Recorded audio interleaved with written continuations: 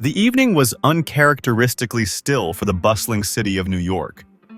The gentle hum of the streets below barely reached the study where Baron Trump stood, staring out of the tall windows at the cityscape, illuminated by the fading orange glow of the setting sun.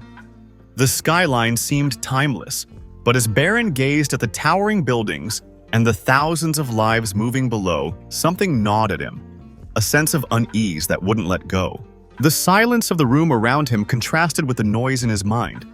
The study, a grand space filled with leather-bound books and antique furniture, was usually where his father retreated to think, to work, to plan. Tonight, however, it felt different. The usual rhythm of the room, the ticking of the old clock on the wall, the rustle of papers, the creak of a chair, had all been overshadowed by the weight of the thoughts Barron had carried with him for days. His father, Donald Trump, sat at his massive desk, the same desk that had seen countless decisions, meetings, and ideas that shaped not just their family, but in many ways the country. But today, none of that felt important. Barron had watched the news, the protests, the divisions, the endless debates. He had heard the anger in people's voices, the helplessness that seemed to hang in the air like a thick fog. He felt the division even in his own life, among friends and family, in his school, and across the nation.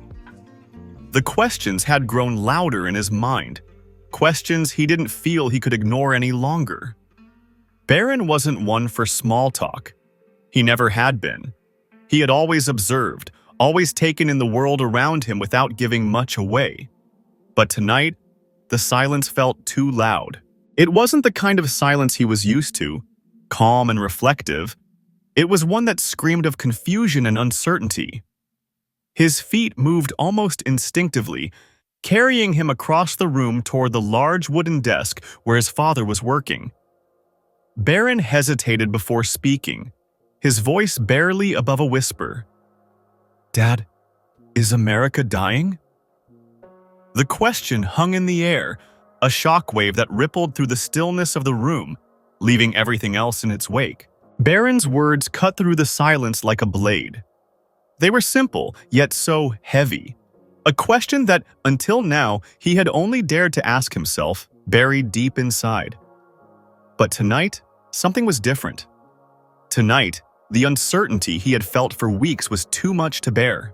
The response that followed stunned not only Barron, but also everyone who might have been listening from afar, leaving them speechless and questioning everything they thought they knew about the world, their country, and the future that lay ahead.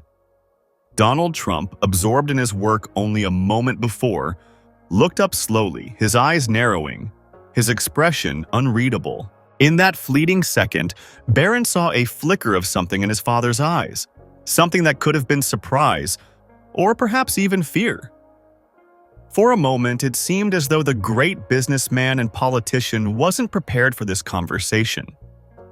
But then, as the seconds stretched on, he straightened in his chair and gave his son his full attention, the weight of the questions settling into the room like an uninvited guest. The world outside, as vibrant as ever, seemed to disappear. Inside the study, it was just the two of them, father and son, about to embark on a conversation that would change both of their lives forever. Barron waited for his father's response, his heart pounding in his chest. He didn't know what answer he was hoping for, or even if he was ready to hear it, but he knew one thing. Tonight, something was about to change. After a long moment, Trump exhaled deeply, still facing away from him. "Why do you ask?" Trump finally spoke. Barron felt frustration rising but forced himself to stay calm. "Because everywhere I look, things seem to be getting worse, not better. The country seems to be losing itself. People aren't just disagreeing, they're despising each other. Families are being torn apart. Friends can't even talk to each other anymore." Trump turned around and studied Barron's earnest face closely. "And what do you think? Do you think it's dying?" Barron hesitated, his gaze dropping for a moment before returning to meet his father's. "Honestly, Dad, I don't know, but sometimes lately it feels like we're heading that way." The silence returned, thick with the weight of their conversation. Barron shifted uncomfortably, but Trump simply stood observing him, processing the significance of this moment between father and son. Then, slowly, Trump nodded. "I've asked myself the very same question," he admitted. Barron's eyes widened in surprise. He had expected reassurance, maybe even a dismissive answer, but not this raw vulnerability from his famously confident father. "And what answer did you find?" Barron asked quietly, almost afraid to hear the response. Trump stepped closer, his expression serious but strangely gentle. "I found that the answer is complicated. America, son, isn't just a country, it's an idea. And ideas don't die easily. They survive wars, crises, even the deepest divisions." Trump paused, holding Barron's gaze. "But they can die if people lose hope, if they abandon their principles." Barron exhaled slowly, absorbing his father's words, feeling both comforted and unsettled. "But how do we know if it's too late?" he asked, his voice heavy with responsibility. Trump placed a reassuring hand on Barron's shoulder, his voice soft but firm. "It's never too late, Barron. As long as there are people who believe America is worth fighting for, it's not over." The question isn't whether America is dying. The question is whether we have the courage to keep it alive. Barron felt a rush of emotion, a mixture of pride and lingering doubt. He understood now. This conversation wasn't over. There was more to ask, more his father had left unsaid. The room was still, heavy with genuine concern. Donald Trump didn't reply immediately. Instead, he looked thoughtfully at his son, recognizing the sincerity of his question. "America has been tested many times before," he said softly. "People have thought the nation was dying again and again, during wars, economic crises, and cultural upheavals. Every generation has felt like their moment was the end of everything. But we're still here." Barron listened carefully, leaning slightly forward in his seat. "You're asking me if America is dying?" Trump continued, his voice steady and more reflective than anyone would expect. "No, I don't believe America is dying, but I do think it's changing. And change can feel like dying, especially when it's rapid or unexpected." He paused, considering his next words carefully. "The America I grew up in was different from the America you're seeing, and the America you'll know as an adult will be different from today's. Change isn't always easy, and sometimes it brings pain and confusion. People fear what they don't understand, and lately there's a lot that's hard to understand." Barron nodded slowly, absorbing his father's words. "But if it's just change, why are so many people so angry?" Trump sighed softly, leaning back in his chair, his expression thoughtful. "Because they're scared, Barron. They fear losing what they know, the values, the traditions, the identity that made them feel safe and strong. When people feel threatened, they either fight or run away. And right now, many people choose to fight because they don't see a place to run to." Barron considered this quietly, his mind racing with the voices and ideas that clashed in the world around him. Trump noticed his internal struggle and leaned forward, resting his elbows on his knees. "But let me ask you something, Barron. Do you think America's strength comes from always getting it right?" Trump asked. "Or from the fact that when we get it wrong, we fight to make it right again?" Barron hesitated for a moment before answering honestly. "Maybe the second." Trump nodded with a faint smile. "Exactly. America's power isn't that it never stumbles. It's that even after falling, it finds a way to stand again, wiser and stronger than before. That's the difference between dying and growing." Barron seemed slightly reassured, but not fully convinced. The complexity of it all still troubled him. His father leaned in closer, his voice lowering to a gentle, serious tone. "You know, sometimes it's easy to lose faith in your country. Sometimes it's even easier to lose faith in people. But the real danger isn't questioning America's future. The real danger is giving up on it." Barron met his father's gaze. Have you ever felt like giving up? For the briefest second, something flickered in Trump's eyes. A flash of memory, a hint of vulnerability. Many times, he admitted quietly. More times than I let people know. But then I remember something important. Barron waited expectantly, sensing that his father's next words would carry weight. I remember why I started fighting in the first place, Trump said softly. For you, for your future, for the country that gave our family everything. No matter how bleak things seem, that always brings me back. Barron felt something shift inside him, a sense of clarity beginning to take hold. But he still had deeper, tougher questions. Dad, he whispered, do you think people can ever stop hating each other? Trump's expression softened, as though Barron had reached into his soul and pulled out the very question he had wrestled with privately. People will always disagree, Trump said quietly. But hate? That's different. Hate thrives where there's no hope. It grows when we stop listening. The only way to defeat hate is by proving there's something better worth believing in. He paused, choosing his words carefully. And maybe that's your job, Barron. Maybe that's what your generation has to do. You have to show the country and the world what's possible when we choose to listen, even when we disagree. Barron sat quietly, absorbing the depth of his father's words. But before he could respond, the door to the room slowly opened, drawing both their attention. Standing in the doorway was someone neither of them had expected, someone whose presence would shift the entire dynamic of their conversation. Melania Trump. Her expression was soft, thoughtful, clearly indicating she had overheard part of their intimate conversation. There was something gentle and calming about her presence, and yet she carried with her a quiet strength that had always defined her in private. Sorry, she said softly. I didn't mean to interrupt, but I couldn't help overhearing. Barron looked at his mother, sensing her unspoken emotions. Mom, do you think America is dying? Melania moved gracefully into the room and settled into a chair near them. Her eyes briefly met Donald's. An unspoken exchange of understanding passed between them, before she turned her full attention to her son. No, Barron, she said, her voice steady but gentle. America isn't dying, it's hurting. And when people hurt, they sometimes forget who they are. She glanced briefly at her husband, then back at Barron. I came here from a different country, a place where freedom wasn't always guaranteed. What I saw in America was hope. Not perfection, but the possibility of something better. She paused, collecting her thoughts. The pain America feels now is real. People are angry, afraid, and divided. But pain can teach us. It can show us where we need to grow.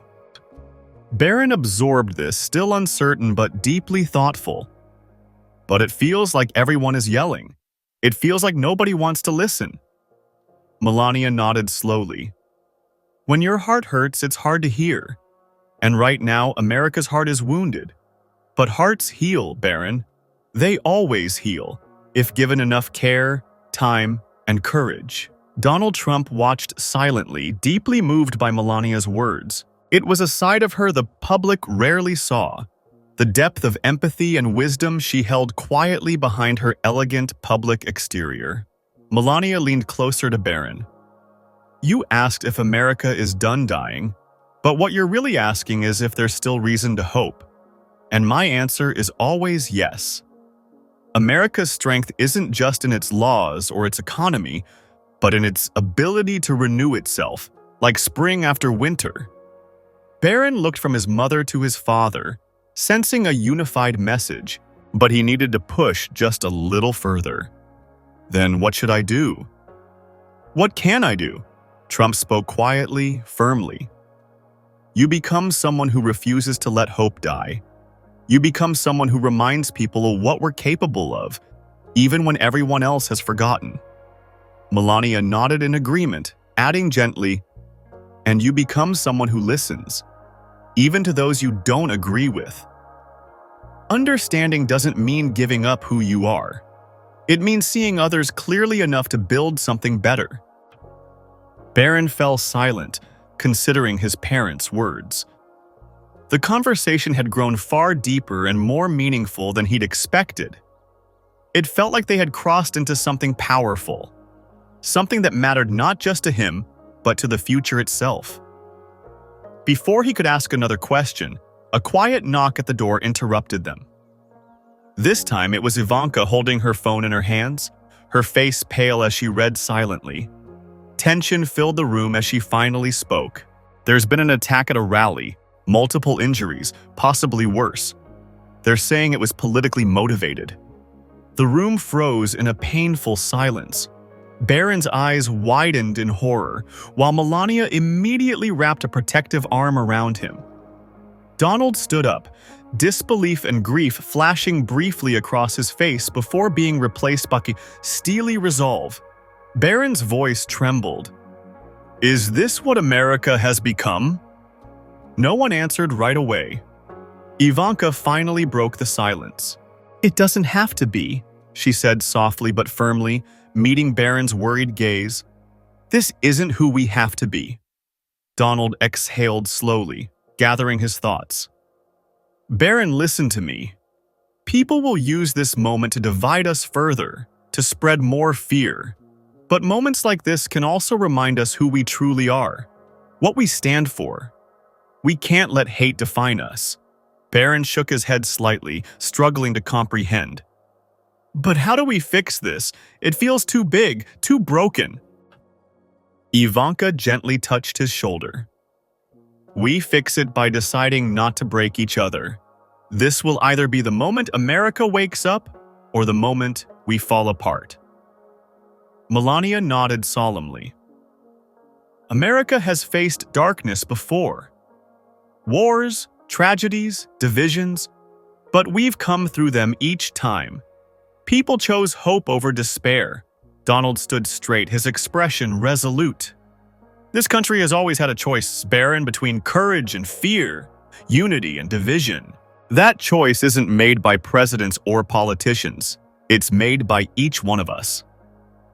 The words hung in the air, powerful and sobering. Barron felt a strange calmness spread through him despite the fear. He understood now that the answers weren't easy, but they weren't impossible either. Ivanka's phone vibrated again and her face grew more tense. She looked up hesitatingly before speaking. "They want you to address the nation, Dad. They want you to speak to the people." Barron's heart quickened. He looked up at his father, whose expression softened slightly as he met his son's worried gaze. Donald took a deep breath. "Barron, what do you think I should say?" The question stunned him. Barron hesitated, feeling the enormous weight of his father's trust. Then, he found himself answering honestly. "Tell them what you told me. That America isn't dead, but we need to remember who we really are. Tell them we still have hope." Donald paused thoughtfully, then nodded slowly. "That's exactly what I'll say." Ivanka stood, motioning toward the door. "We don't have much time. They're ready now." Donald looked back at his family, his eyes lingering on Barron. "Whatever happens, remember, hope always has the last word." As they walked toward the waiting cameras, Barron felt his mother's gentle hand on his shoulder, guiding him forward. For the first time, despite everything, he felt an unmistakable spark of hope. America wasn't gone yet. It was waiting to be found again. Donald stood before the cameras, the lights illuminating his face with stark clarity.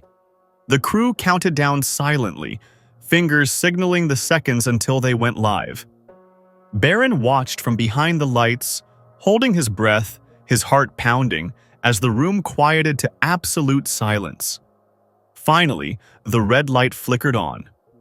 "My fellow Americans," Donald began, his voice calm but powerful, filled with unmistakable gravity.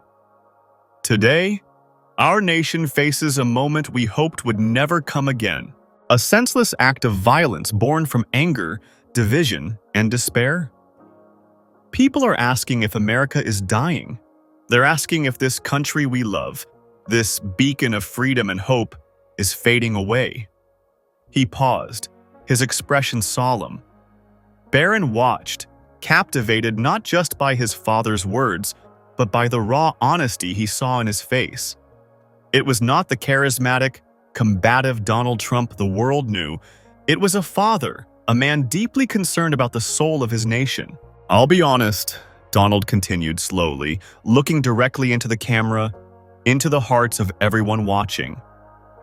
"I've asked myself the same question, but today, in a conversation with my youngest son, he reminded me that the answer lies not in fear, not in anger, but in the choice each of us makes." He paused again, letting the weight of his words sink in. "America will not die unless we let her. America lives in each act of kindness, in each gesture of unity, in each moment we choose courage over fear."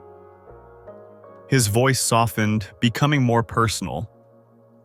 "I am speaking to every American tonight, regardless of political beliefs, backgrounds, or opinions. What happened today must remind us not of our differences but of our shared humanity. The violence we saw was not strength, it was weakness. Real strength comes from compassion, unity, and the courage to heal." Barron felt his mother's hand tighten gently on his shoulder. Ivanka stood beside him, eyes fixed on their father, tears glistening as she watched him deliver the most heartfelt speech she'd ever heard. Donald took a slow breath. "I know we are hurting tonight, and that pain is real. But from pain comes a choice. Do we let anger control us, or do we rise above? Tonight, I urge all Americans to choose healing, to choose hope, to choose each other." He paused again, letting the weight of his words settle deeply. "Our country isn't perfect. It never has been. But its promise lies in our willingness to become better, to correct our mistakes, and to unite as one nation under God. Let this moment not be remembered for the tragedy, but for our response to it. For the day we chose not to let America die." And as the red light faded and the cameras turned off, the room erupted in gentle but emotional applause. Crew members wiped away tears, clearly moved by the speech. Donald turned, his gaze instantly finding Barron's. In that silent exchange, the weight of what they'd shared earlier passed between them again. Donald walked slowly back toward his family, and Melania reached out, clasping his hand tightly, tears in her eyes. Ivanka smiled softly, pride clearly visible in her expression. But it was Barron who stepped forward, his voice quiet but filled with conviction. "Thank you, Dad." Donald looked deeply at his son, placing a firm yet gentle hand on his shoulder. "No, Barron. Thank you for reminding me." Later that night, after the world had reacted with shock, admiration, criticism, and every emotion in between, Barron sat alone in his room, looking out the window at the star-filled sky. He thought about the evening, about the conversation, and about the questions he dared to ask. The door creaked gently, and Donald stepped inside, his expression softer than Barron had ever seen. "Are you all right?" his father asked quietly. Barron nodded slowly. "I think so. I was just thinking about everything you said." Donald sat beside him, eyes thoughtful. "Did it help?" Barron paused, looking back out at the night sky, the stars glittering silently above. "I think it did. You know, for the first time in a while, I feel like maybe we'll be okay." Donald smiled faintly, relief evident in his eyes. "We will, as long as we don't forget tonight." Barron hesitated, then asked softly, "But what if people don't listen? What if they don't believe?" Donald exhaled, looking out at the same stars. "Then we keep speaking, we keep believing, and we show them through action, not just words, that hope isn't something you find, it's something you create." The two sat in silence, father and son, their hearts heavy but bound by a shared understanding that neither could fully articulate. Time seemed to stretch, the weight of the world pressing in on them, yet for a brief moment it felt as if the future was something they could shape together, just the two of them. As the night deepened, the stars above twinkled with quiet persistence, like ancient witnesses to the ongoing story of America. The sky, vast and unchanging, seemed to carry with it the echoes of countless generations who had asked the same question. The night held its breath as if waiting for the answer that had yet to come. Barron's thoughts swirled with everything his father had said, the weight of the conversation settling deep within him. The world felt uncertain, its future unclear, but for the first time in what felt like forever, Barron felt a flicker of something powerful inside him, something that refused to die, something that refused to be lost to fear or doubt. America wasn't dying, he realized, not in the way he had feared. It wasn't the land or the laws or the ideals that were slipping away. It was something deeper, a sense of unity, of shared purpose that was in danger of fading. But as long as there were those who believed, who fought for it, who cared enough to stand up when it was hard, then America would survive. It would change, yes, but it would survive. He looked over at his father, who sat beside him, still staring out into the night. Donald Trump's face was a quiet reflection of the battle that had been fought within him, of the questions that had haunted him for years. But Barron saw something else in his eyes now, a kind of quiet resolve, as if he too had found something worth fighting for once more. In that moment, Barron knew that the burden of the future wasn't just on the shoulders of the leaders who spoke to the public. It was on the shoulders of everyone who cared enough to act, to listen, and to understand. It was his generation's turn to pick up the torch, to carry the weight of hope forward. As the stars continued to shine, unaffected by the turmoil of the world below, Barron felt a quiet conviction settle in his chest. America's fate wasn't written in the streets of protest or the halls of power. It was written in the hearts of those who refused to give up. He and his father had seen the cracks, but together they understood that the strength to heal came from never stopping, never giving in, and never forgetting what truly mattered. Barron sat back, his eyes lingering on the stars, now a beacon in the darkened sky. And for the first time, he felt ready to face whatever came next. America wasn't dying, not as long as someone, like him, was brave enough to keep hope alive.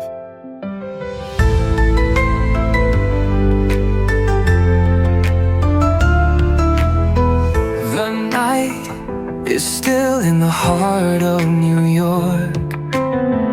Fading lights, the city's whispers are soft. I stand and gaze with thoughts deep inside.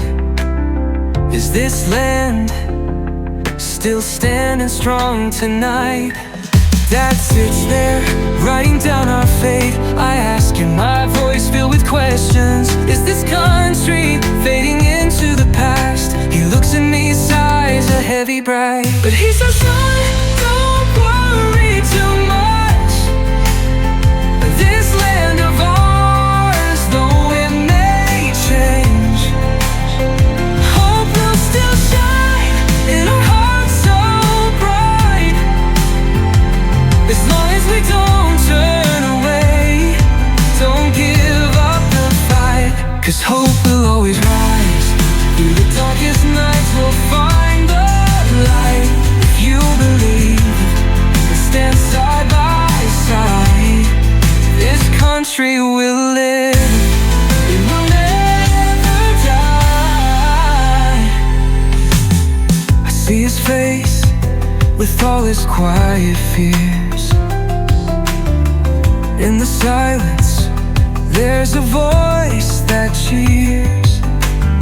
The road ahead won't always be clear, but with our faith, the way will appear. He tells me America won't fade away. It's not just land, but an idea to stay. We just must hold on, keep believing, son. And in his eyes I see hope has begun. But he says, son, don't worry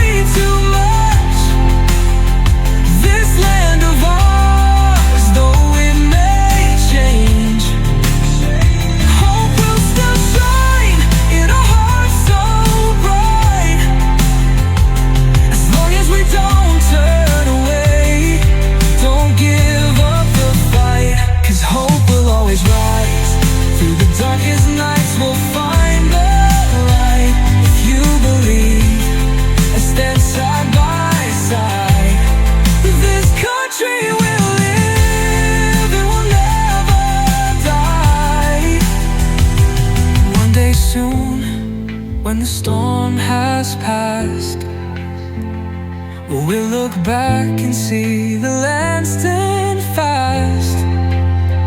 With strength and courage, we'll stand tall. Hope inside us will never fall. Don't worry too much. This land of ours, though it may change, hope will still shine in a heart so bright.